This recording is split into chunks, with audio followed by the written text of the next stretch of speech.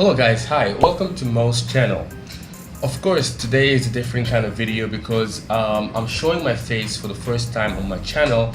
Well, I thought of doing this because I thought I can connect more to people with my face being on camera. So here I am, my name is Mo. My name stands for Mohammed, which is my full name. I am from Sudan and I'm the main person behind this channel. So all those videos where you hear my voice, well, that person is me. In today's video, I'm going to talk about whether you should really buy or rent a car.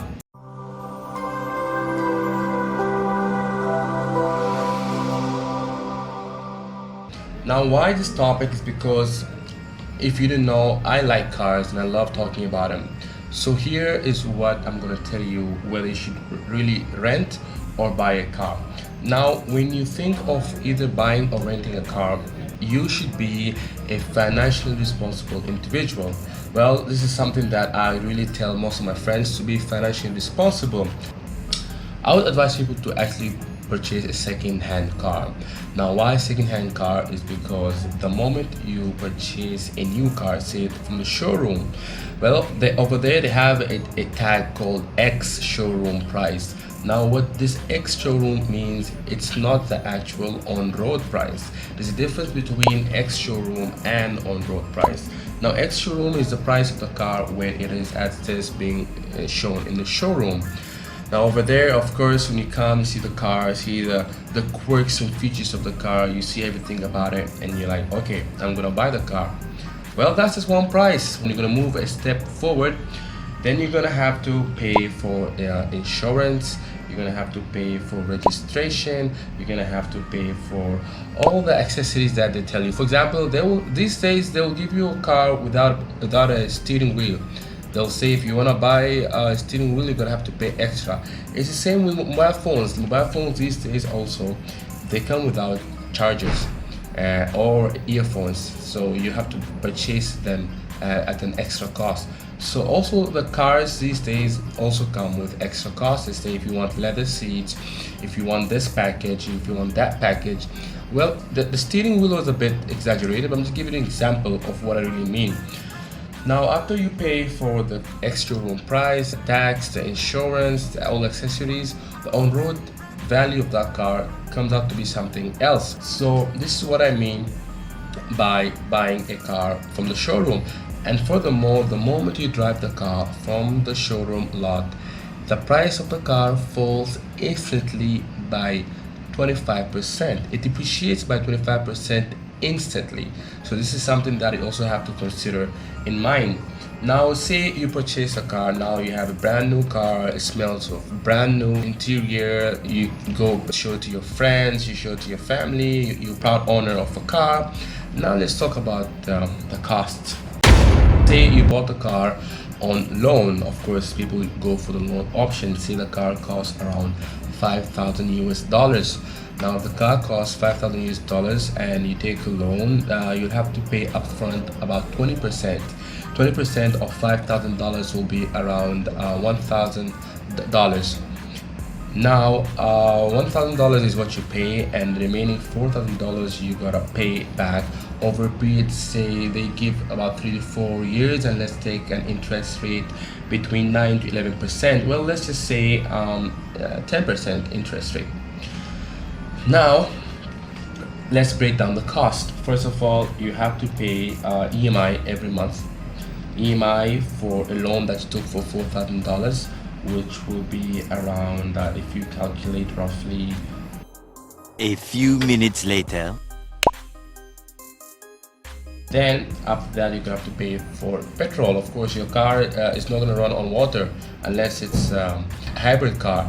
So you're gonna have to pay for petrol or for fuel, whatever the car takes. Third, you're gonna have to pay for maintenance, monthly maintenance, car washing. You can go for if you got a puncture, one of your tires it's flat, that's maintenance. Then you're gonna have to pay for parking. Now, if you go for parking in tier 1 cities, the parking rates are quite high, I would say. I mean, you're gonna have to pay parking per hour, and or if you decide to go to the mall, or if you decide to go to the central business district. And if you're a young guy like me who likes to customize their car or likes to make the car a part of their identity, of course you're gonna be looking for some accessories, for some nice wheels, you're gonna look for some nice sound system, you're gonna look for some nice lighting system for your car. So as you can see, the bills are just going up and up and up, and it's something that you decided to purchase, right? So, and then at the end of the day you're like, okay, this is just taking money from my pocket, it's not giving me money. And my earlier video, when I talk about rich dad poor dad, you gotta have something called as an asset. Now what is an asset? Something that puts money in your pocket, and a car falls into the category of liability, where it takes money from your pocket every month. Well, at least if you're an Uber driver, you can actually work for some time, some few hours a day, and you could actually make up for the amount of money that you're gonna lose on the car. You can actually earn some money.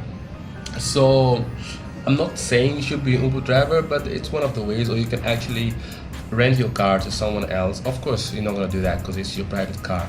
You don't want someone else driving it just because you feel like you're losing money on it. Like, screw it, you can lose money on it, but because it's your private car, right? I know. Moving on, now the other option we have is renting a car. Renting a car is something you don't really own, but you're going to pay every month the price of rent. Now that's something that I don't know, I've never really rented a car, because I would rather use the money that I'm paying on monthly basis. I would rather use that money to pay it in terms of EMI. Yeah, I wouldn't want to just be paying every month a premium on a car, and at the end of the day I don't even own the car. So I don't really like the idea of renting a car. So as I said, let's just sum it up. You should purchase a second-hand car. It could be a luxury car that you always wanted. If you buy it from a second-hand car lot, you find it for quite cheaper than the showroom price.